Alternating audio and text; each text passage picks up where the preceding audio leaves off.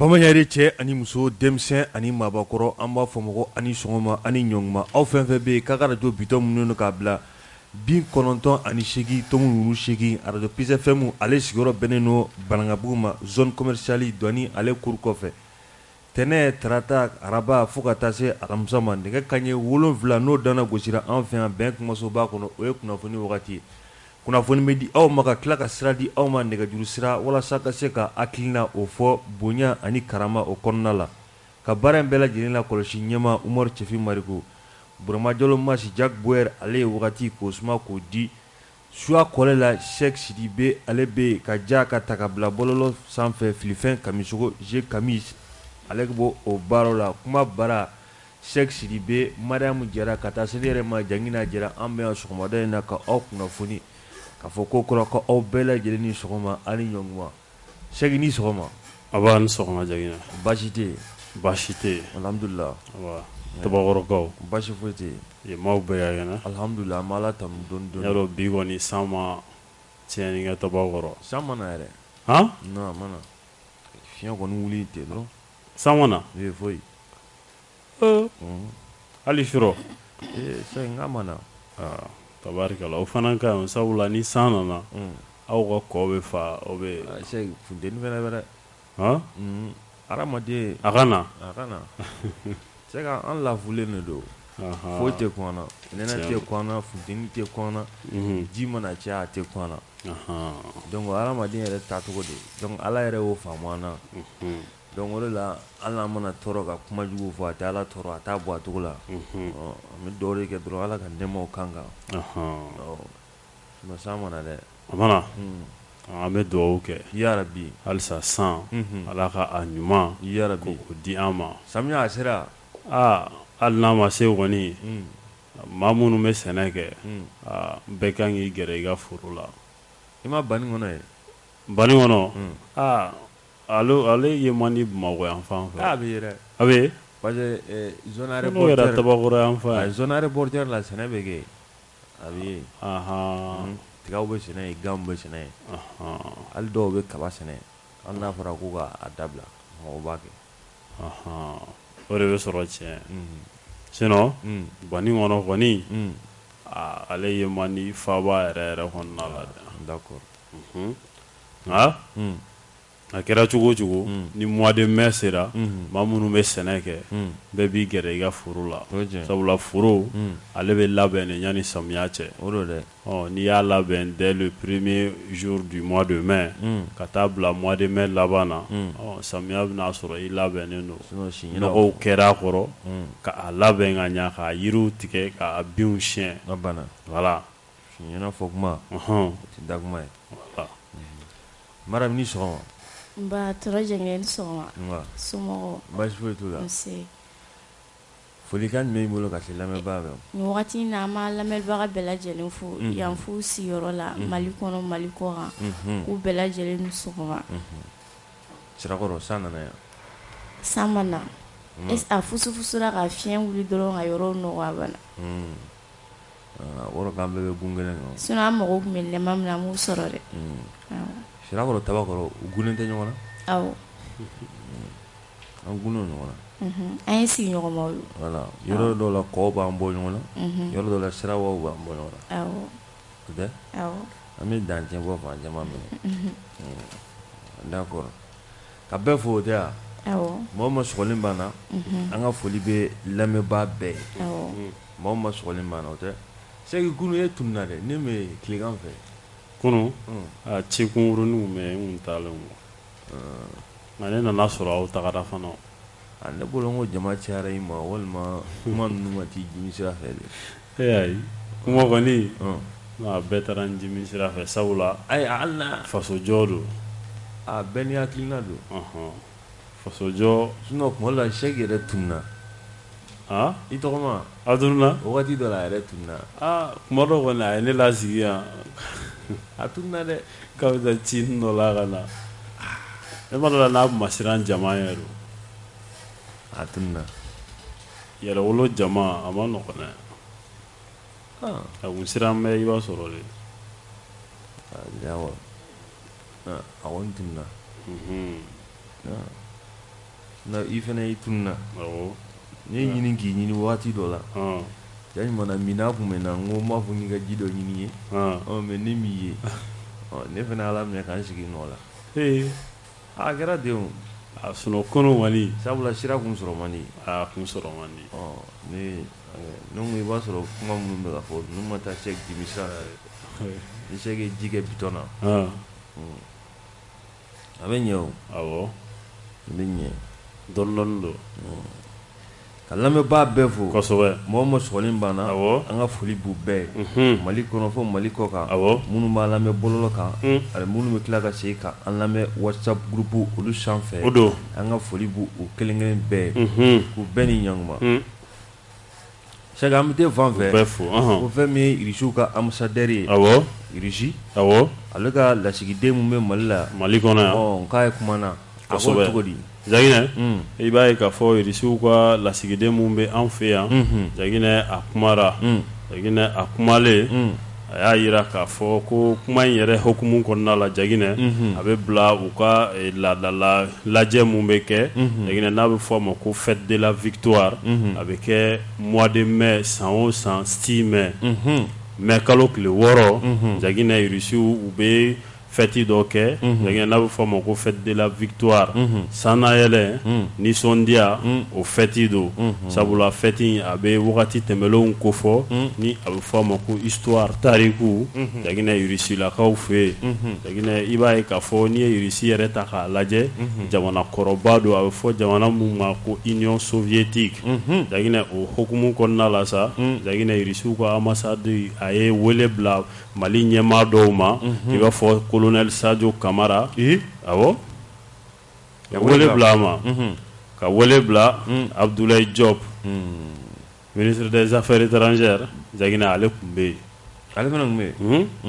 ale tun bɛ yen fo ka taa se ministre de la jeunesse et des sports ma n'o ye Musa Aga Tayɛri ye Jaginɛ ale fana tun bɛ ani gouvernement maa wɛrɛw Jaginɛ u tun bɛ nin kɛnɛ in kan Jaginɛ irisiw ka ambassade la Jaginɛ a ye kuma ta n'o ye ambassadeur ye a y'a yira k'a fɔ ko jɛɲɔgɔnya min b'u u ni Mali cɛ ko jɛɲɔgɔnya kɔrɔ don ko nka ko irisilakaw yɛrɛ fɛ yen olu fɛ yen tarikuw bɛ yen Jaginɛ depuis guerre mondiale diɲɛ kɛlɛba minnu kɛra Jaginɛ ni irisiw ye sebaaya sɔrɔ Jaginɛ o 6 mai mun ni u b'a fêter Jaginɛ ko ni kuma ninnu bɛ tali kɛ olu la kosɛbɛ le 9 mai Jacques awɔ le 9 mai don Jaginɛ i b'a ye k'a fɔ ko o kalo li don barikamaba in Jaginɛ ko olu fɛ yen nɔ ko don mun don Jaginɛ ko maafa mun ni a kɛra deuxième guerre mondiale la Jaginɛ ka a maaw cayara kosɛbɛ donc ko nin don kofɔlen ninnu na sa k'u bɛ bɔ ka yafa di ka dugawu kɛ maa minnu ni u tora nin kɛlɛ in na ani ka laɲinini kɛ Jaginɛ maaw fɛ maaw bɛ se k'u hakili to u yɛrɛ la cogo min na ani k'u ka dɛmɛ ani dɛmɛ dusukun ta sira fɛ Jaginɛ halisa k'o ɲɛsin u ka jamanaba in ma n'o ye irisi ye Jaginɛ irisiw ka ambassadeur a tilala k'a jira k'a fɔ ko jɛɲɔgɔnya min b'u ni Mali cɛ Jaginɛ ko ɲɔgɔn bonya jɛɲɔgɔnya don Jaginɛ ko halisa ko u ni Mali k'u bɛna to ɲɔgɔn bolo ɲɔgɔn dɛmɛ yɛrɛ kɔnɔla la coopération gagnant-gagnant Jaginɛ a da sera a ma a ko a bɛna kɛ a ɲɛ a cɛncɛnni ka tiɲɛ yɛrɛ kan Jaginɛ ko nɔgɔlenya tɛna don a la sabula ko olu yɛrɛ ti ko nɔgɔlen dɔn a banna awɔ n'u yɛrɛ ko ten k'u tɛ ko nɔgɔlen dɔn ka ban an ka taa n'o ye voilà Jaginɛ irisiw ka ambassade a kɔnɔla a kun falen don an ka maaw la kosɛbɛ Jaginɛ irisiw ka ambassadeur yɛrɛ a ye kuma caman fɔ nin kuma ninnu kɔfɛ minnu b'a jira k'a fɔ ko jigisigi ko maa bɛ se k'o ta ka a ɲɛsin irisi ma don n'a nataw la an ka coopération kɛnɛ kan a banna awɔ o ye tabarikala ye an bɛ dugawu kɛ Ala k'a ko tɔ ɲɛ ka d'an ma yarabi coopération tɔ Ala k'a sinsin Ala ka n'a kɛ Faransi ta ye Faransi mun fɔ n'i b'o fɛ ayi parce que Jaginɛ n'i bɛ dugawu kɛ i b'a dafalen kɛ Ala ka ɲɛ ya Rabbi ya Rabbi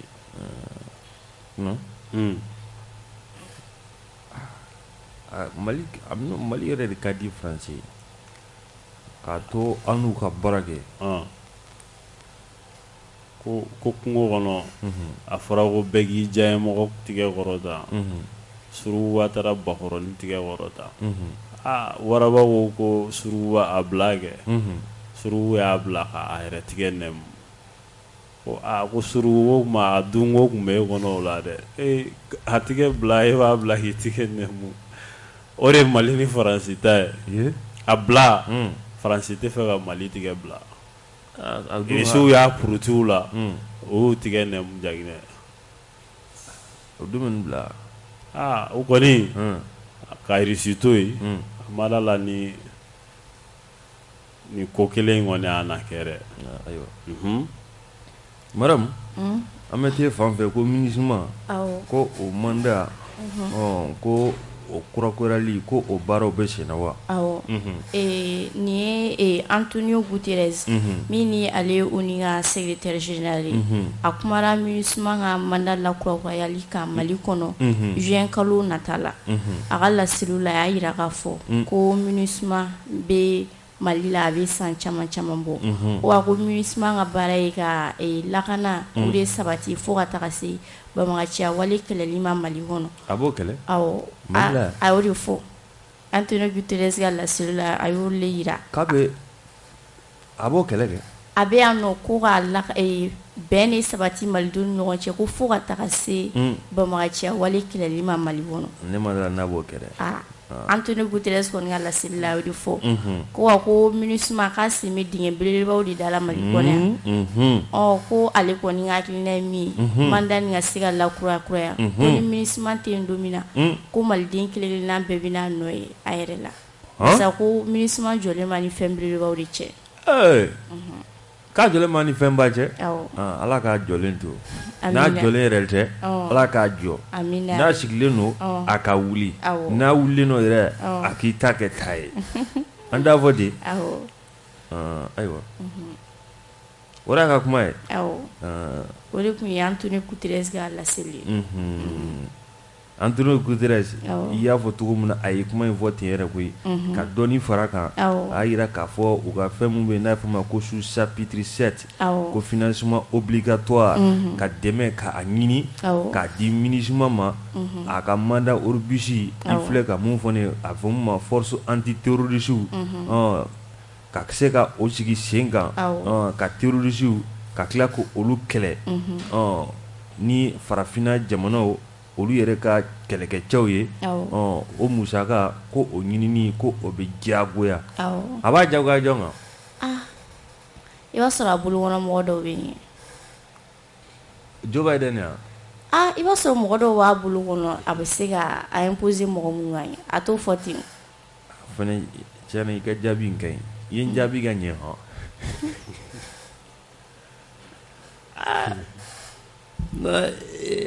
i bɛ sɔn ka nin fɔ Donald Trump ma parce que c'est qui se croit les gendarmes ni monde olu yɛrɛ bolo ko le diɲɛ kɔni a tigi olu ye a lakanaba olu ye nin ko bɛ cogoya min na nin ye kɔni ye nin fɔ sa an t'an sigi k'a makɔnɔ n'a sɔrɔ Faransi ni Angleterre ani ka taa fara Amérique ni Chine ni Russie kan n'u bɛɛ de bɛna jɛ ka wari di n'a b'u bɛɛ de diyagoya k'u bolo tɔrɔmi ka da u kɔ u ka musaka in di a kɔni kuma filɛ nin an b'an sigi k'o lajɛ an t'an sigi k'a lajɛ an bɛ taa n'an taara ɲɛfɛ i b'a ye k'a fɔ bi na malidenw an kɔni kɛlen don ka an sigi an sigilen bɛ an ɲɛ kɔni a kɛrɛbɔ sigilen bɛ k'a kɛrɛbɔ sigi k'a ɲɛsin yɔrɔ jumɛn Cheikh Sidibe i b'a ye k'a fɔ o de ye Abidjan ye l'Abidjan n'a fɔra Abidjan a b'i hakili jigin jumɛn na Ado cɛkɛ Alassane Dramane Ouattara cɛkɛ ni jɛgɛ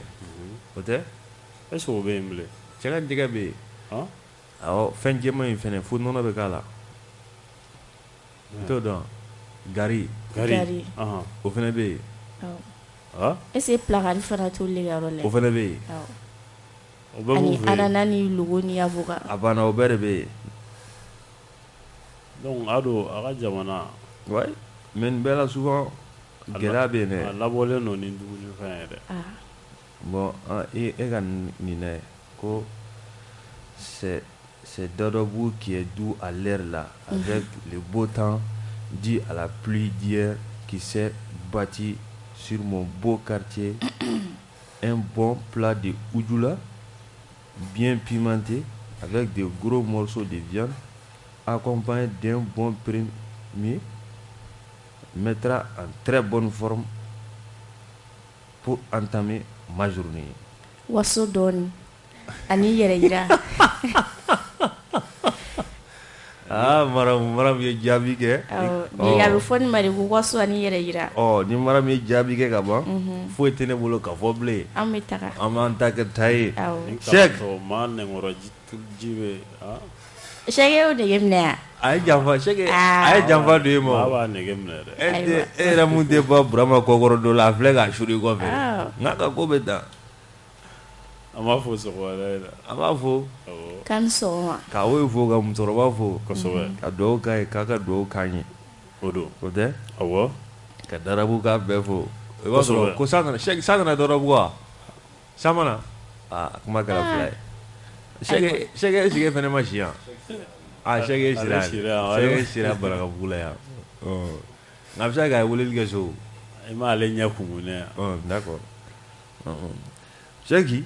n'a ma ye k'a fɔ k'an sigilen don ka an ɲɛ jɔ fɛn min ye Abidjankaw fɛ yen la. Kosɛbɛ. Ka sababu kɛ dɔwɛrɛ tɛ UEMOA Union économique monétaire ouest africain. O don. N'a ma ye k'a fɔ ko Mali an b'o kɔnɔna la. Awɔ. I b'a ye k'a fɔ don tɛmɛnenw na an ka jamana an kun ye sɛbɛn ta. N'a ma ye k'a fɔ UEMOA kun ye sigi dɔ kɛ ka Mali k'ale kumaniya. Awɔ. Mali ka kasabi minnu bɛ UEMOA o kɔnɔna la ka a daraki an na. U k'a bɛɛ d'an ma. An bolo ko o tɛ se ka da a kan ka gɛrɛntɛ k'o sigi a da la. Awɔ. N'a ma ye k'a fɔ u y'o waleya mun kɛ o waleya senfɛ Mali kɔni an ye sɛbɛn ta sariya sɛbɛn ka taa n'a ye UEMOA yɛrɛ ka kiiriso la. UEMOA kiiriso ye kiiri kɛ k'a jira k'a fɔ UEMOA mɔgɔw kɛlen don ka balinako min kɛ Mali la ka Mali ka a bali a ka sɔrɔ la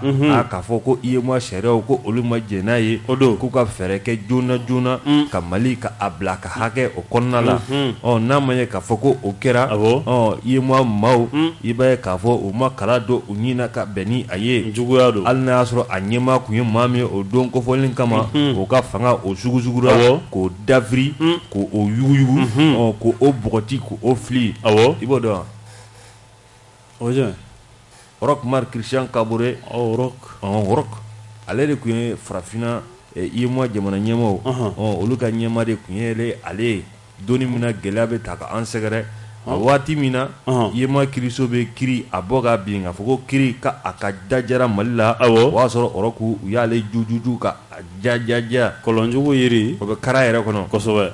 Roch ale taalen kɔfɛ i b'a ye k'a fɔ bolo kɔni silen don maa min ma bi k'a fɔ k'o bɛna bila UEMOA o ɲɛmaaya la o de ye Patrice Talon ye cɛkɔrɔba mun bɛ ni terrain cinin b'a kunkolo la cɛkɔrɔba jugu e y'a ka coiffure in yan y'a ye ne t'a tɔgɔ dɔn non an ka cɛkɔrɔba bɛ nin tɔgɔ dɔn dɛ a bɛ longonba kɔrɔ tɛ dɛ Sisolo an ka cɛkɔrɔba Sisolo Sisolo ale b'a dɔn Sisolo ale bɛ nin tɔgɔ nin dɔn ale kɔni n'ale ye nin coiffure sugu ye cɛkɔrɔba kun na ale b'o tɔgɔ dɔn a b'a fɔ cɛkɔrɔba jugu hali n'a ma fɔ ko cɛkɔrɔba jugu a kɔni bɛ coiffure min b'a kun na a b'o tɔgɔ f'i ye Mali coiffure ne b'a ye bon komi nin fɛnɛ n'an tɛ kelen an ka tabiyaw tɛ kelen filifɛ cɛ dɛ culture tɛ kelen a cɛkɔrɔba de sigilen ye terrain de cilen b'a kun na ne ma se k'a faamu o ye Mali coiffure ye yɛrɛ taasira don wa Mali coiffure don a bɛ ka Numba de ladege Patrice Numba d'accord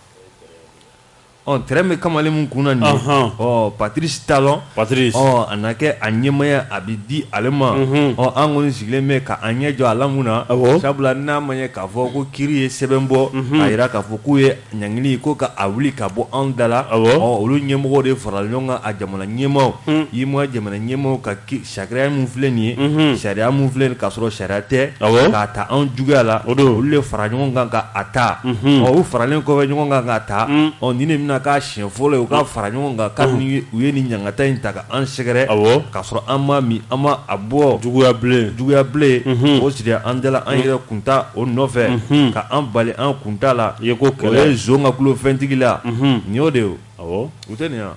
o zon kulo la fɛntigi la o de ye nin ye i ye ko kɛlɛ yemwa n'a ma ye k'a fɔ a sigi kɔni bɛ kɛ bi kabini ni kiiri bɔra u ka kiiriso fɛ nin bɛna k'a siɲɛ fɔlɔ ye u ka sigi a kɛnɛ kan n'u sigira a kɛnɛ kan an bɛna a lajɛ u ka kiiriso ye mun fɔ n'a y'a sɔrɔ jamana ɲɛmaaw don u bɛ sigilen bɛ fɛn minnu kunna n'u yɛrɛ ɲuman ko sariya legalite légitimité u b'o kuma min fɔ n'a y'a sɔrɔ u yɛrɛ fɛnɛ hakilina ye o labɛnni ye n'u hakilinaw ye an malidenw an n'o dɔn nin sigi fɛ n'u hakilina yɛrɛ t'o ye fo yɛrɛ sagokɛ an n'o dɔn nin sigi fɛnɛ sen fɛ ni Patrice Talon a kɔni yiralen don k'a fɔ ko a ɲɛmaya n'a ma ɲɛ k'a fɔ Oroku ale bɔgɔtira ka ale fili kɛrɛfɛ a ɲɛmaya bɛ di Patrice Talon ma bi n'a dira o ma an n'an sigi ka a ko tɔ ka a lajɛ an kɔni bɛ k'a lajɛ kun min na kabini a ko kɔni u ye jangata ta ka an sɛgɛrɛ u ma sigi jangata kɔfɛ u y'u sigi ko fɔlɔ ye u bɛɛ faralen ɲɔgɔn kan ani CEDEAO u ka kiiriso UEMOA kiiriso fɛ o fɛnɛ sɛbɛn kɔfɛ u sigili o fɛnɛ fɔlɔ ye nin an bɛna sigi k'u lajɛ an sigi k'a lajɛ an n'an sigi k'u lajɛ Faransi bolo Jagina n'o b'u kan na halisa est-ce que Faransi bolo yɛrɛ ye nin ye an tɛ nin dɔw kɛ ninnu yɛrɛ ye sɛki Jagina ninnu dɔw bɛ yen u tɛ fɛ ka bɔ ko in na koyi olu kɔni k'u yɛrɛ makaran tubabuw kɛlen don ka layidu de ta u ye ayiwa an kɔni sigilen don k'u filɛ sabula CEDEAO Faransi y'o membre ye Faransi CEDEAO membre dɔ ye membre lointain virtuel ya virtuel yɛrɛ tɛ sabula a décision fɛn fɛn bɛ ta olu hakilina b'a la Allahu akbar Union africaine bɛ ten a jɛkulu fɛn fɛn bɛ yen olu da b'a la Jagina an fɛ yan farafinna yan an ka taa Kidali an ta don ala ma an ta Kidali ko alaminɛ jɔn tɛ malo Kidalikaw fɛ yen awɔ Jagina n'an taara Kidali i b'a ye k'a fɔ poste dɔ bɛ yen nɔ Jagina ni a bɛ fɔ a ma ko MNLA ka poste Jagina MNLA bɛ yen ni a bɛ Jagina dabaliban ko yɛrɛ don ka poste ye ko nin ye MNLA ka poste ye u yɛrɛ de ko ten wa jɔn ko ten Jagina kunnafoni di sɛbɛn kɛlen don k'a fɔ yan an ka taa Jagina ni an tagara i b'a ye k'a fɔ poste nin ye poste dɔ ye sa Jagina terroriste ni o ye jatigɛ kɛ wale kɛbagaw ye Jagina u ye nin poste kofɔlen u ye a attaqué Jagina poste in yɛrɛ a bɛ MNLA de tɔgɔ la Jagina i b'a ye k'a fɔ poste in a attaquélen Jagina u ye maa dɔw bɔnɛ u nin na Allahu akbar awɔ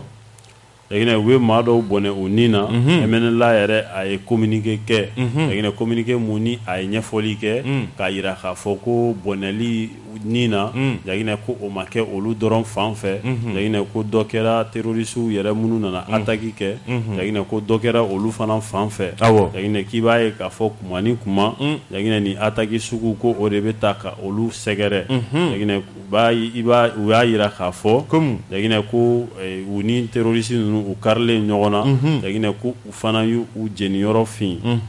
awɔ u jeniyɔrɔ fin na Jagina u bɛ kɛlɛ kɛ nka mun ye dabaliban ko ye nin poste sugu yɛrɛ de man ka mɛn an ka jamana in kɔnɔ bilen accord d'Alger bɛ yen dɛ Jagina hali ni accord d'Alger bɛ yen jamana kɔni kɔnɔ des commandants dans un bateau c'est que accord d'Alger comment est ne accord d'Alger bɛ yen an bɛ dɔw de kɛ ɲɔgɔn ye Jagina ni waleya in kɔni a kɛra MNLA ka poste la Jagina Kidalikaw fɛ yen Jagina u kɛlen ka communiqué kɛ k'a jira k'a fɔ ko ni attaque in kɛra Jagina u kɔni communiqué in kɔnɔna la Jagina u ye jirali kɛ k'a fɔ ko olu tɛ yen gansan na Jagina ko u kɔni ni waleya cɛjugu taara ko u sɛgɛrɛ Jagina u fana na u yɛrɛ défend u k'u défend awɔ k'u défend n'an bɛ taa an bɛ se an bɛ se dɛ kosɛbɛ voilà mais ça kɔnɔ dɔn o ye dɔn sudali kosɛbɛ o y'o ye dɛ an bɛ dugawu de kɛ minnu tɛ yan na ala ka lahara sɔn suma u ye ya rabbi n t'a fɔ ten awɔ an t'a dan o ye ka hakili ɲuman di awɔ a ɛmɛnɛla mɔgɔw ma an b'o fɔ ala ka hakili ɲuman d'u ma dɛ ala ka hakili ɲuman d'u ma Shagi kibora kɔni bɛ k'a fɔ fɛn min ye l'hôpital Gabriel Touré an kɔni an bɛna wuli ka jɔ kɛ ka sɛgɛsɛgɛli ko o kɛ a yiralen don k'a fɔ i bɛ morgue dɔn awɔ o tɛ furew lasago yɔrɔ ni furew kɔni lasagora a bɛ tila ka ɲini wagati dɔ bɛ se k'a fɔ a jo wagati o tɛ kɛ ni ji tɛ kosɛbɛ ko ji min bɛ o yɔrɔ in na dɛ Shagi ko yɔrɔ in tile fila in na ko ji tɛ yen kuma bɛ sen na dɛ Allahu akbar Gabriel Touré directeur n'i ye kuma fɔ a kɛlen b'aw k'u ye Gabriel Touré mɔgɔw ye kɛlɛ kɛ ko ka mun sigi k'i b'aw ko o tɛ a kɛlen b'aw k'o tɛ a fɔra ko mun ka ɲi ko sɔrɔsikɛ bilala a nɔ la ni kule kɛra ko fo k'a to a nɔ la ka wuli ka jɔ sugu bɛɛ kɛ an t'a fɔ ko a bɛ minnu bɛ yen k'a fɔ k'a bɛ tension minnu bɛ jɔ baarakɛlaw yɛrɛ ka wuli ka jɔ kɛ ko fo ka an ka ɲɛmaa to a nɔ la minnu bɛ jɔ da la ka mɔgɔ tension contrôler k'aw ko o bɛ ka fɔ kunnafonidilaw fɛ ko an sɛgɛnna k'an m'an da de san ta ko ji tɛ morgue la o kɔni minɛ mais an bɛna a sɛgɛsɛgɛ an kɔni y'a kibaruya ye n'a y'a sɔrɔ tiɲɛ don a ka wuli a k'a ɲini ni tiɲɛ yɛrɛ tɛ an bɛ foli d'a ma ala ka kɛ tiɲɛ ye o don dɛ ni tiɲɛ don an bɛna wuli de ale ka gɛn ni ji tɛ parce que kibaruya kɔni an b'a la k'a sɔrɔ cogoya min na ji magoɲɛ ji tɔw bɛ sɔrɔ yɔrɔ min na jamajɛ yɔrɔ tɔ minnu bɛ yen mɔgɔw b'a faamu i bɛ taa ni furu ko furu bɛ taa la yen sisan nɔ ka taa a jo yala a ye maaw ka sara d'u ma ayi k'a ko ni an sɛgɛnna o ko ni kunnafonidilaw sɛgɛnna o fɔli la k'an m'an da de ye k'a o de fɔ Allahu akbar sisan ta an kɔni bɛna ɲɛɲini an ye kibaruya sɔrɔ nka an m'an tɔ to an bɛna ɲɛɲini n'a y'a sɔrɔ tiɲɛ yɛrɛ yɛrɛ la o don k'a fɔ ko ji tɛ yen ɲɛɲinini ka ɲi a la monsieur le directeur il faut te lever ji maaya foyi tɛ taa ji kɔ et surtout yɔrɔ min bɛ ka fɔ nin ne ko maa sabali bɛ yen a jaginɛ i b'a sɔrɔ bon komi an b'a ɲɛɲini bi bi yɛrɛ ta tora yen fan fɛ an b'a ɲɛɲini sinon n bɛ taa yen bi ani Yota gunnen tɛ ɲɔgɔn na gunnen don ɲɔgɔn na n'an tilala sisan ne yɛrɛ bɛ se yen nɔ ni mun bɔra a la an kɔni ye kibaruya sɔrɔ k'a fɔ ko ji tɛ yen nka an bɛ taa ɲɛɲini ni ji tɛ yen sini sɔgɔma jɔn da bɛ bɔlɛ la yan n b'a fɔ kosɛbɛ tonton Jɛginɛ a ɲɛɲini ka kan dɛ a bɛ ɲɛɲini dɛ ni ji kɔni tɛ yen sini sɔgɔma yan n b'a fɔ ni ji bɛ yen salamu lafiya an y'a fɔ an y'a ta an y'a bila a fɔra a banna k'a fɔ ko ji tun tɛ yen ko wa ko ji seginna ka na n'o fana don an b'o fana fɔ o fana bɛ fɔ an t'a fɔ ten sinon a kɔni ma mɔgɔw ka sara di k'a ko n'an sɛgɛnn'o fɔli la k'an n'a jɔ a bɛ se ko la ala yɛrɛ fana bɛ se ko la kosɛbɛ o tɛ yan n'o de don n'an sɛgɛnna fɔli la ala fana mana a yira ale la don min na o don fana ni bi tɛ kelen sabula mɔgɔw ka sara o y'i ka hakɛ ɲɛmaaya yɛrɛ la i bɛ fɔ dɔ kɔ dɔ bɛ f'i kɔ i nana cogo min i watɔ do ten a banna maramu an bɛ te fan fɛ ko nunakaw fɛ lasogoli yɔrɔ min bɛ yen ko dɔw taara bi o kama prison nin ye banbagaciya wale kɛbaga ye olu kɔni u caman de donna nuna kaso kɔnɔ bon olu ka madɔw fana dɛmɛ ka boli n'o ye bon nin ye témoignage min bɔra kasoladen dɔ yɔrɔ ko in bɛɛ lajɛlen yɛrɛ kɛra min sen kan a ka témoignage kɔnɔ a y'a yira k'a fɔ ko terroriste ale ka hakilinaw na ale yɛrɛ ka jate la à peu près maa 50 ɲɔgɔn na olu de donna kan kɔnɔ bon u donna ni bolimafɛn min ale b'a essayer ka taga 5 véhicules bolimafɛn 5 ɲɔgɔn na la u donna ni o de kan kɔnɔ k'u donnen u kɔni girinna u bɛ ka tɔgɔ dɔ de wele n'o ye Jalo Amadu depuis u bɛ tɔgɔ in wele depuis n'a tigi tɛ ka laminɛli kɛ f'a tigi nana laminɛli kɛ k'a to a ka cellule kɔnɔ ni o ye cellule numéro 4 ye o kɛlen min kɛ ko terroriste ɲɛsin o cellule ma u fɔla k'o Dakar o terroriste kɔnɔ mɔgɔw de labɔ o kɔfɛ u sɔrɔla ka se cellule tɔ ma k'a yɔrɔ bɛɛ dayɛlɛ o la sa u sɔrɔla ka rassemblement a bɛ fɔ fɛn ma ka rassemblement ka sɔrɔladen bɛɛ lajɛlen fara ɲɔgɔn kan u ka hakilinata fɔ u ko k'olu nakun ye u ka mɔgɔw labɔ ka taga n'u ka mɔgɔw ye mais olu nakun tɛ ka kasoladen ninnu tɔɔrɔ k'u bana ou bien k'u faga o ko k'olu bɛ taga u bɛ axe u b'a fɔ axe ma ko axe Jibaso o ye sira ye u bɛna bɔ sira min fɛ ko n'a sɔrɔ kasoladen ma fɛn ka boli olu kɔ n'i bɛ tɛmɛ o sira fɛ ko basi t'a la i bɛ na n'u bɛ taga wa kasoladen dɔw fana jɛnna dɔw tuguru bɔ ma ko fɔlɔn dɔw kɔni bɛ n'o ye Jalo Amadu Sidibe Adama ani Diko Ali ni maa saba kɔni nin bɛɛ kɛra ni maa saba ninnu de nɔfɛ o taara n'a maa saba bɛɛ o kɔni ka attaque ninnu kɔnɔna la balle perdue ye kasoladen dɔ sɔrɔ o taara n'o tigi fana ani maa dɔw fana sɔrɔ ka tugu maa dɔw tuguru kɔ u bɛɛ t'a bɔnɛ avion min sanfɛ a t'i kiru o kuma bannen o ale kɔni ale bɛ bugubuguli kɛ de bɛ bugubuguli de kɛ o tɛ yan mɔgɔ b'o o kuma yɛrɛ tɛ diɲɛ an yɛrɛ Ala ka fiɲɛ k'u yɛrɛ so ye a tɛ mɛn yɛrɛ a tɛ mɛn ni mun bɔr'o la an n'o fɔ ɲɔgɔn ye kosɛbɛ o tɛ Ala ka hakili ɲuman d'an ma halisa an bɛ taa n'an taara kosɛbɛ Sɛki an bɛ taa ɲɛfɛ yan ka taa ɲɛfɛ est ce que i famana ka taa kɔrɔmuso fɛ yen Ɲamakɔrɔ a ma faamu kosɛbɛ i bɛ taa sira jumɛn de fɛ n bɛ taa sira kelen yɛrɛ de fɛ i bɛ tɛmɛ sugu fɛ sira fɛ e ye sugu yɔrɔ in yan n y'a ye est ce que maire yɛrɛ bɛ Ɲamakɔrɔ fɛnɛ jinɔgɔba bɛ yɔrɔ min ayi an ka ɲɔgɔn ɲininka dɛ maire bɛ yan a kan ka sɔrɔ yen ayi nin tɛ kɔ ye dɛ mairie kɔni bɛ yen nin tɛ kɔ ye nin ye babolo de ye a bɛ sɔrɔ yɔrɔ dɔ bɛ Ɲamakɔrɔ ko mairie kura ni n y'o tɔgɔ mɛn mairie kura bɛ yɔrɔ min na o mairie kura ni suguda yɛrɛ cɛ a tɛ nɔgɔn ɲɛ 400 bɔ a tɛ tɛmɛ mètre 400 a b'o bɔ 200 yɛrɛ ou bien 300 an t'a fɔ ten a cayalenba ye mètre 400 ye a cayalenba y'o ye maire a dɔɔni dɔrɔn a sigilen a ka bureau kɔnɔ ni kasa bɛ don a kan ye sugu yɛrɛ la mais bɛɛ ni ɲɛ taa bɛ se ka nin ɲɛnabɔ dɛ a b'a ɲɛnabɔ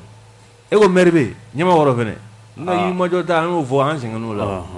k'u t'a tɔ ye ni ko n'i y'a fɔ ko n'i sɛgɛnna k'i b'a dabila sinon a yɔrɔ in b'a fɔ mobili yɛrɛ bɛ foncer a yɔrɔ la sugu camancɛ sabula sira bɛ tɛmɛ sugu yɛrɛ de kɛrɛfɛ est ce que maire bɛ yen dabaliban ko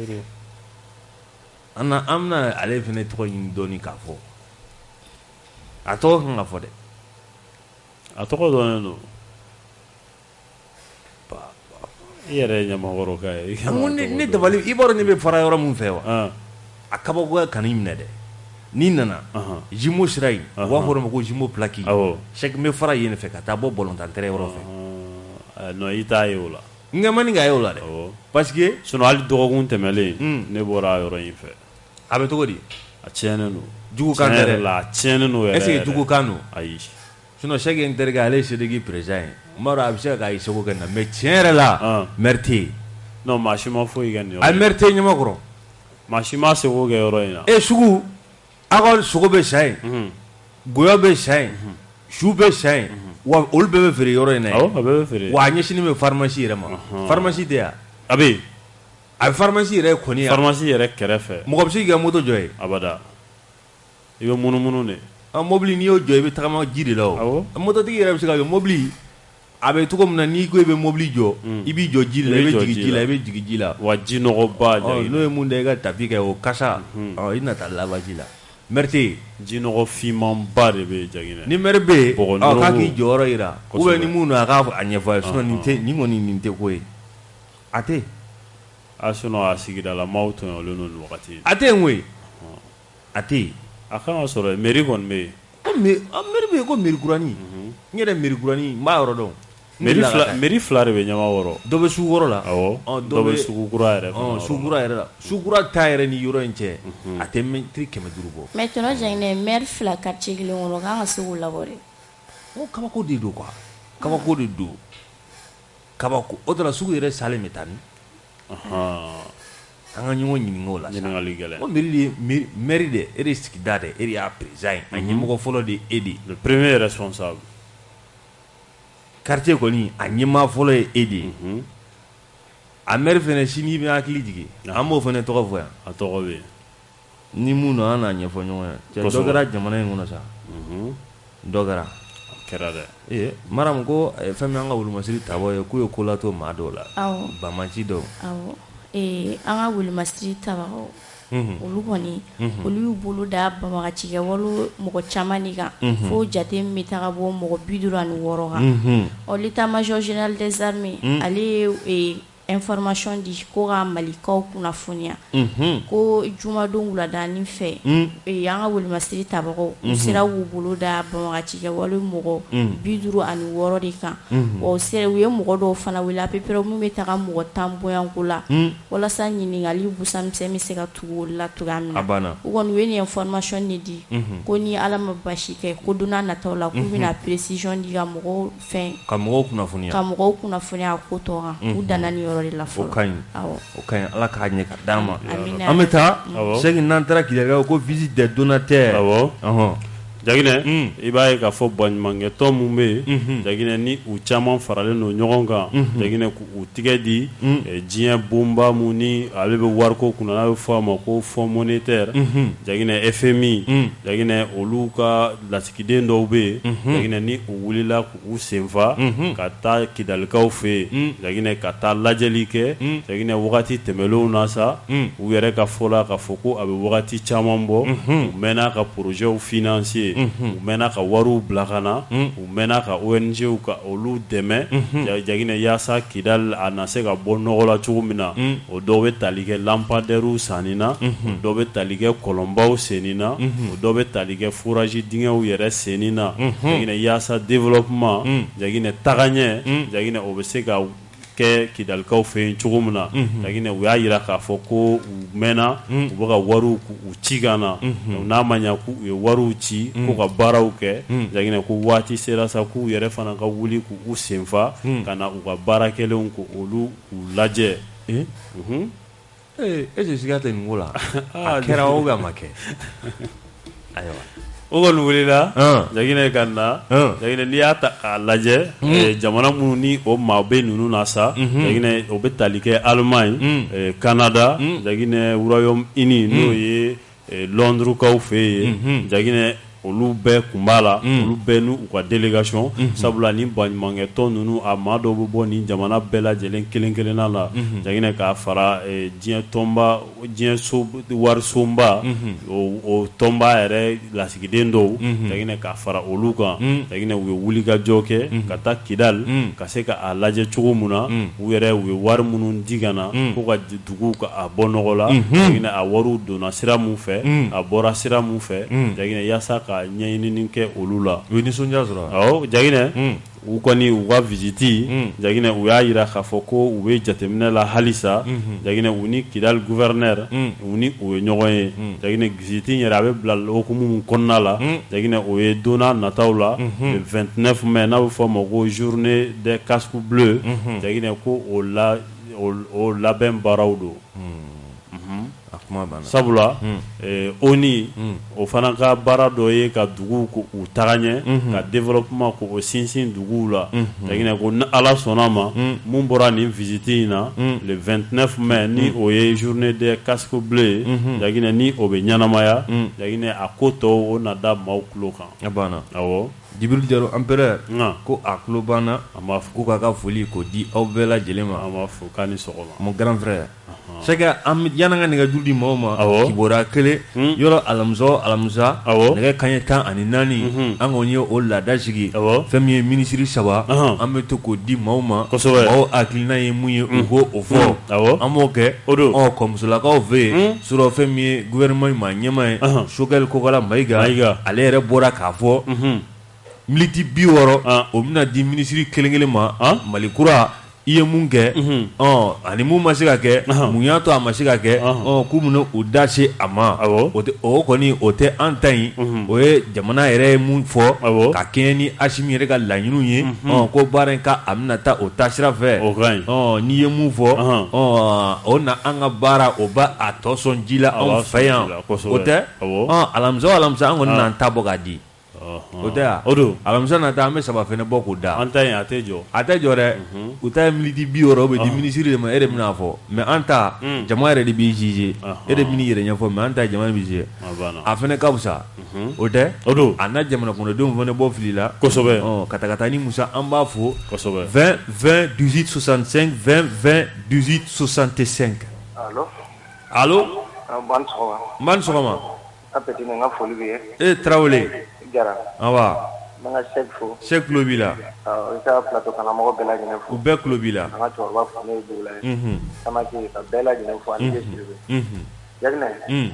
maire ko ni dabaliya banko de do wa ne bɛ se ka min fɔ a ko la dɔrɔn o ye sigidala mɔgɔw ani association minnu bɛ yen u ka mɔgɔw ka maire ka baara fɔ mɔgɔw ye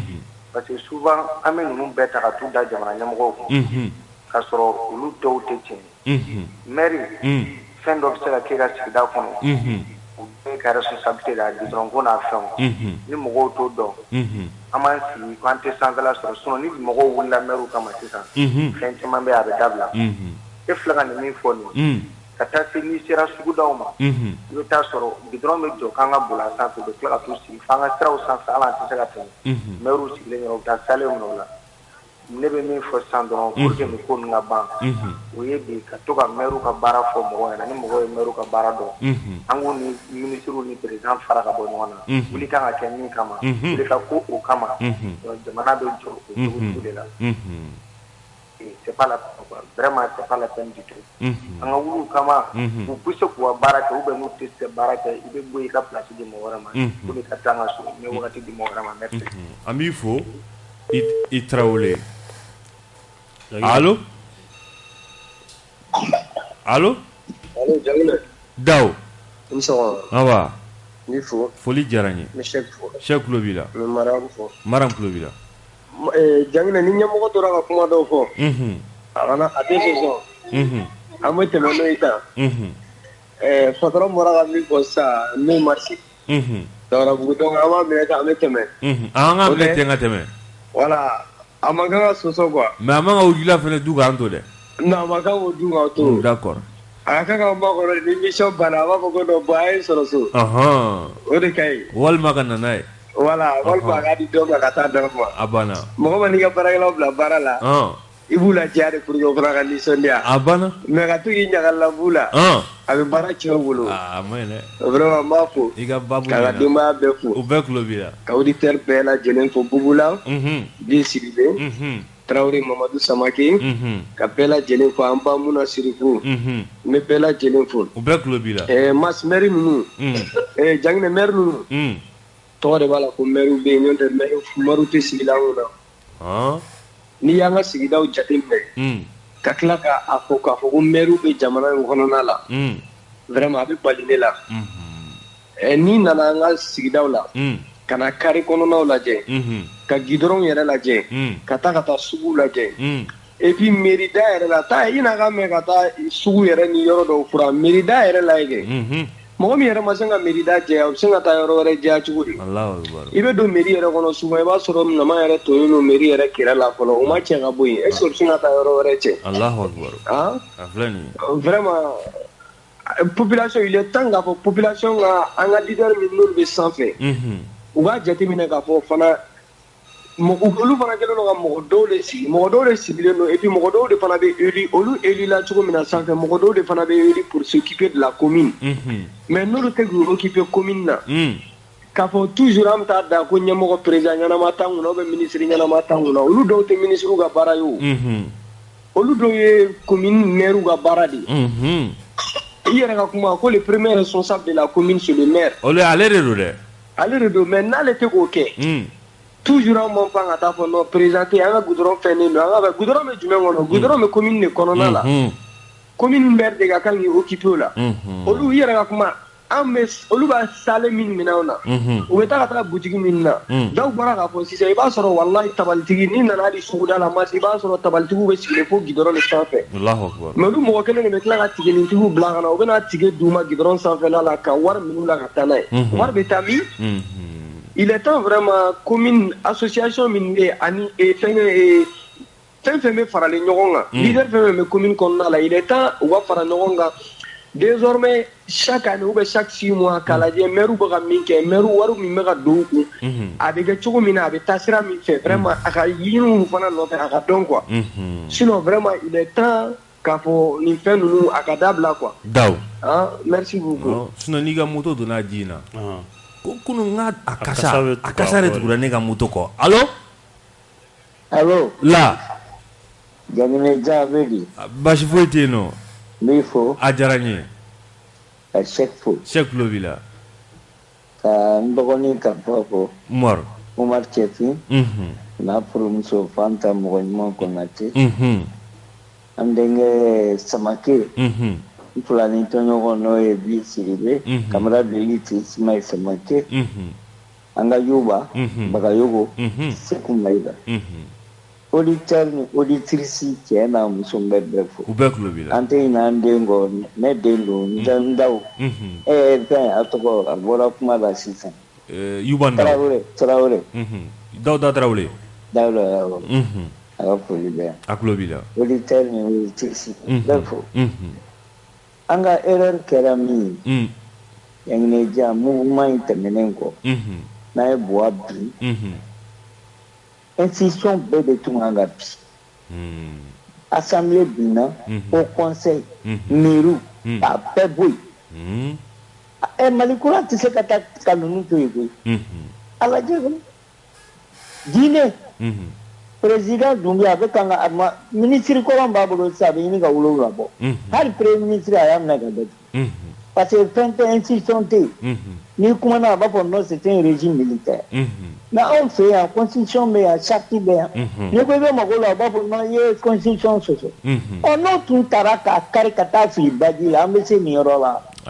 N'i y'a mɛn ministre bɛ boli ka t'i da kɔ kan k'a kɛ manamanakan ni popa kuma ye. Parce que u ma minɛ de. Ninnu kan ka kuma jamana ko la. Institution dɔw bɛ yan yɛrɛ olu kan ka bɔ yen de walahi. Ko conseil de collectivité ni critique. C'est-à-dire ne ɲɛ t'a la k'a fɔ ninnu bɛɛ tun kan ka bɔ yen de. Ka na ka élection kɛ. Maire dɔw bɛ yen san 10 san 5 san 6. U ye mun de kɛ. Donc ninnu tun kan ka bɔ yen de. An ye jan de kɛ jan in y'an sen minɛ quoi. Voilà ale tun olu y'a kɛ de. Pays occidentaux ninnu olu kana se ka fɛn fɔ k'a fɔ constitution bɛ yen. Ko coup d'état min don dɔrɔn révolution de palais don. K'a sɔrɔ coup d'état de tun don. Tun kan k'a bɛɛ de bɔ yen komi Guinée y'a kɛ cogo min. Komi Tchad y'a kɛ cogo min. Institution tɛ yen o. Bon Guinée a tɛ yen. Maa ma ye dumuni kɛ. O ma taa Selu Jalo ka i b'a dɔn u m'a gɛn ka bɔ a ka so kɔnɔ u ye so ci yɛrɛ de ka bɔ yen. N'i ko i bɛ kuma fɔ ko c'est un régime militaire an nana ka bali ye de. Hali capitaine James Jones ye coup d'état kɛ tuma min Ghana a ye nin de kɛ. Mais institution n'i ko i bɛ mago la ne nana aw ye sariya sɔsɔ a ye institution na kɛ. Mais n'o tun bɔra yen dun. An ye jan de d'an yɛrɛ ɲɛ quoi an tɛ se ka taa jusqu'au bout. Sinon maire ninnu dɔw a n'a u collectivité nin fɛn nin bɛɛ kan ka bɔ yen de. Nin bɛɛ charge kɛ jamana la u kan k'a bɛɛ ci ka bɔ yen. An b'a min fɔ n b'a fɔ la batan foli don. A diyara n ye 20 20 18 65. Tagina i bɛ taa Banaba kɔɲɔ la. Banaba awɔ a bɛna kɛ o kibaruya b'i bolo i bila k'a lase sisan. Mariage collectif. Allo. Allo. ou bien i yɛrɛ b'a la. Jɛngɛnɛ somɔgɔw. Mayiga. Kɔri baasi tɛ yen kɔni. Alhamdulila. Awɔ Ala k'an ye ka d'an ma. Yarabi. An kɔni bɛ mun fɔ dɔrɔn maire k'u jɔ jɔyɔrɔ la. Awɔ donc. Kɛrɛnkɛrɛnnenya ɲɛmakɔrɔ ta a ye kangari da yɛrɛ. Cɛ i b'a ko bawo y'o de tɛmɛna yɔrɔ ye. An ka Kalabankɔrɔ yan. Kawusa an ka maire Kawusa. Tiɲɛna mansinbaw b'a ka mairie kɔnɔ. A bɛ kan ka seko kɛ. Awɔ mansinbaw b'a ka mairie. An ka sira fana bɛ kan ka dilan fana. An b'a fo o la kosɛbɛ. Jɛngɛnɛ ne baara kɛ dɔrɔn a bɛ fɔ de koyi. A bɛ fɔ. Mais n'i ma fɛn kɛ a tɛ fɔ dɛ. Awɔ sinon ɲumanw b'u la minɛ. An b'an ka maire fɔ kosɛbɛ. Mayiga taara n ka ji a kasa de kɛra ne ka moto la fo so n ko cɛ nin tɛ se ka dɔ ta. ni tɛ ɲɛ o fili fɛ a tɛ ɲɛ sa ni yɛrɛ bana de allo n b'a ni sɔgɔma awa m'aw fo a diyara n ye Samake don wa awɔ Samake don Janike la awɔ bɛɛ bɛ se ka kuma chaque fois n b'a dɔn an bɛ yɔrɔ min na kuma t'anw ta la ayi non kuma t'anw ta la dɛ ni anw ta fɔ dɔrɔn dusukasi b'i faga est-ce que quartier tɔɔrɔlen don n'anw ɲɛ quartier tɛ yen diɲɛ kɔnɔ Mali kɔnɔ min tɔɔrɔlen don n'anw ka quartier bɛɛ bɛ taa chaque bɛ yan hali kaburu don ɲuman t'anw bolo chaque b'a kalama chaque ni kaburu man jan a b'a kalama n b'a fɛ ka min fɔ kaburu don ɲuman bɔlɔntan terrain t'anw bolo an ka terrain feerela ka kɛ PNO ka yɔrɔ ye a bɛɛ ɲɛna yan maire fɛ foyi t'anw bolo ma c'est à dire que maire ko la an kɔni man kan kuma yɛrɛ parce que ne yɛrɛ ni mairie cɛ ani 100 mètres don i b'a faamu fossé dingɛ kelen t'anw ka yɔrɔ la a gɛlɛyara goudron t'an ka siraba kan an ka kaburu don sira n'i bɛ taa i bɛ don ji nɔgɔ de la fo suta mɔbili min bɛ foncé kuma la a b'a pousser ji la chaque b'a kalama siraba bɛɛ min bɛ taa kaburu la chaque b'a dɔn ni nkalon don a k'a fɔ mɛ donc an da tɛ maire ko kuma la o ye anw ye fɔlɔ an fa bugula min fɔ kuma tan de don quoi c'est-à-dire RL de y'anw sɔrɔ quoi wala an kɔn ka ninnu bɛɛ jɔsi ka bɔ a bɛɛ sinon maire ko kuma kɔni e ɲɛma kɔrɔ fɛn fɔ Yirimajɔ pɔni dɔ bɛ Yirimajɔ miirida la awɔ o pɔni i bɛ feerekɛlaw de sigilen sɔrɔ o pɔn sanfɛ n'u b'a fɔ k'i kana s'u ka minɛ ma i b'a fɔ i kana s'u ka minɛ ma pɔn sanfɛ hali 23 heures parce que ne bɛ tɛmɛ a ɲɛfɛ kuma bɛ n buranna b'a yɔrɔ la i bɛ tɛmɛ i bɛna miirida de la pour que ni samiya sera pour que i ka don yen miiri la a bɛ kabakuru de da sira sanfɛ ji sanfɛ pour que ka don miiri kɔnɔ donc maire kɔni tɛ yen Yirimajɔ la san'anw ye dɔɔnin parce que a mana kɛ cogo cogo Yirimajɔ wa n m'a fɔ mun na parce que kaburu dɔ bɛ yen kaburu dɔ bɛ terrain m'olu bolo mais foyi kɔni t'anw bolo i bɛɛ fo Samake a sinɔn Yirimajɔ fana maire tɛ yen dɛ a ye mun fɔ o miirida kɔni kabako don ni samiya sera k'i to yen i bɛ kurunin bila ji sanfɛ allo salamualeykum waaleykum salam Jara aba cɛkɔrɔ bolo a ɲɛmakɔrɔ dugukɔrɔ cɛkɔrɔ an tulo b'i la n b'aw fo a diyara n ye aw barika da a diyara n ye i ye min fɔ MLA ka mɔgɔ minnu sara ko Kidal a tɛ fɔ ko Ala ka hinɛ olu la dɛ awɔ kɛ d'accord ni mɔgɔ min n'i tɛ Ala mɔgɔ ye n'i taara ka dugawu don yɔrɔ la jangi dɛ i b'a fɔ de ko Ala k'an ta n'a ta cɛ jigin Ala k'a fɔ kɛ hɛrɛ ye o ye tiɲɛ Ala k'a falen hɛrɛ la a tɛ fɔ ko Ala ka hinɛ a tigi la donc o ye MLA ta yɔrɔ ye bon filanan ye min ye k'a fɔra ko CEDEAO mɔgɔ k'u bɛna ɲɔgɔn ye ou bien UEMOA de k'u bɛna ɲɔgɔn ye kɛ Côte d'Ivoire bi wa UEMOA awɔ o tɛ wariko ye wa awɔ donc o la u b'an ka wari de d'an ma wa ou bien u bɛna sanction de wuli ka bɔ an ka wariko sira kan u ma fɛn fɔ an yɛrɛ u kɔni bɛna ɲɔgɔn ye bi kabini u ye sanction d'an kun nin y'u siɲɛ fɔlɔ u ka ɲɔgɔn ye parce que an bɛ cɛjugu laban o ye ɲɔgɔn coro ye an bɛ Ala deli a hɛrɛ ni an ka hɛrɛ bɛ kurun tunun na ba kɔnɔ jamana ye a ka kɛ ba duma yɔrɔ la Alahu akibaru n b'aw fo a diyara n ye Cheikh Banaba communiqué kalan Banamakaw fɛ yen sa i b'a ye k'a fɔ san o san mariage collectif ni a bɛ kɛ ni o ye jamajɛ mariage ye ka furu ɲɔgɔn ma u caman jaginɛ ko a bɛna kɛ nin kalo in tile 19 n'o ye mai kalo ye san 2022 jaginɛ dugutigi yɛrɛ ale ka kuma don ni o ye Elhaji Ba Sangare Sɛnpara jaginɛ ale ka laseli don au mariage collectif le 19 mai 2022 ɲinan n'Ala sɔnna bi kalo tile 9 a tɔ ye tile 10 dɔrɔn i bɛ taa aw bɛ taa n'Ala sɔnna e ye Banamaka ye an bɛ taa n'Ala sɔnna Aba Sɛnpara an bɛ foli d'a ma an b'a fo Cheikh b'a la k'an gɛn yɛrɛ k'an ka bɔ yen ka bɛɛ fo awɔ Maram foli kɛ awɔ tɔnɔ Jɛngɛnɛ an b'a lamɛnbaga bɛɛ lajɛlen fo nin wagati in na cɛkɔrɔba fo cɛkɔrɔba b'a dɔn a tulo b'an na Bulayi Jara Yanfo Sirawɔrɔ awɔ k'a ni sɔgɔma Cheikh ka bɛɛ fo fɛn bɛɛ kun sɔgɔlen don an na sɔgɔmada in na an bɛ foli di bɛɛ ma k'Ala ka tile hɛrɛ k'a di an ma yarabi maa o maa kun sɔgɔlen b'an na an ka foli bɛ u bɛɛ lajɛlen ye minnu bɛ tila ka lamɛn WhatsApp groupe sanfɛ an ka foli b'u bɛɛ ka ja ka ta ka bila bɔlɔlɔ sanfɛ G Kamiso de tɛ wa Filifɛn Kamiso ale ye o baara kɛ choix kɔlɛ la Cheikh Sidibe ale tun bɛ yen ka bɛɛ fo ni Ala sɔnna ma nɛgɛ kanɲɛ 14 an bɛ ɲɔgɔn sɔrɔ yan dɛ voilà Kutuba